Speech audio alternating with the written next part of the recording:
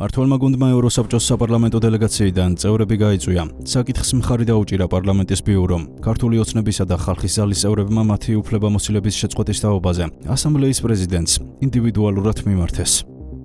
სამწუხაროა ის რეზოლუცია, რომელიც მიიღო საპარლამენტო ასამბლეამ, ამავე დროს ხაზგასასმელია და მინდა ამიტომაც მადლობა გადავხადო დელეგაციას და მის ხელმძღვანელს ქალბატონ თეატრულუკიანს, რომ ცდილობა რომ არ ეღიარებინათ დელეგაციის მანდატები და ამითი გარკვეულწილად ჭილი მიეყენებინათ თითქოს საპარლამენტო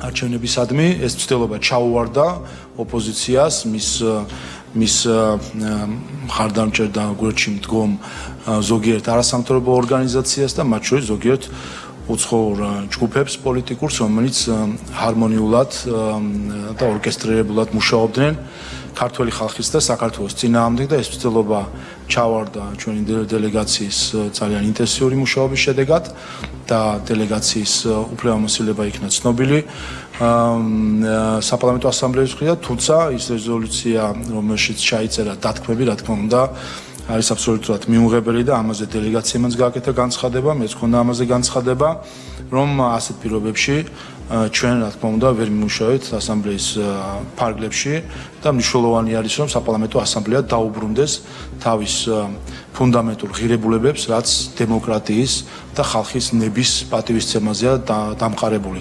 თუკი პატივი თუკი პატივი არ ვეცით ერთმანეთის სუვერენიტეტს, არ ვეცით პატივი ხალხის ნებას, რომელიც არჩევნებში გამოიხატება, მაშინ რა თქმა უნდა რთული არის ვისაუბროთ საერთაშორისო თანამშრომლობის იმ პრინციპებზე, რომელზეც დამყარებული არის თანამედროვე სამყარო. ამიტომ აქაც შესაბამისი გადაწყვეტილება იყო გახმოვანებული. მოგეხსენებათ ქართულ ოცნებას და ხალხის ძალას აქვს განსაზღვრული კვოტები და თავისი კვოტების შესაბამისად ისინი გამოწვეული არიან დელეგაციის შემადგენლობიდან. თუმცა დელეგაცია არ უხდება, დელეგაცია რჩება. მეც მიმართავ ამის შემდეგ უკვე საპარლამენტო ასამბლეის პრეზიდენტს, რომ საქართველოს პარლამენტის დელეგაციაში წევრები არ არიან და ამაზეც შესაბამისად იქნებათ ინფორმაცია მიწოდებული, რა თქმა უნდა, იმ განმარტებით, რომელიც საჯაროთაც არაერთხელ გაკეთდა, რომ ჩვენ ველით, რომ ევროპის საბჭოს საპარლამენტო ასამბლეა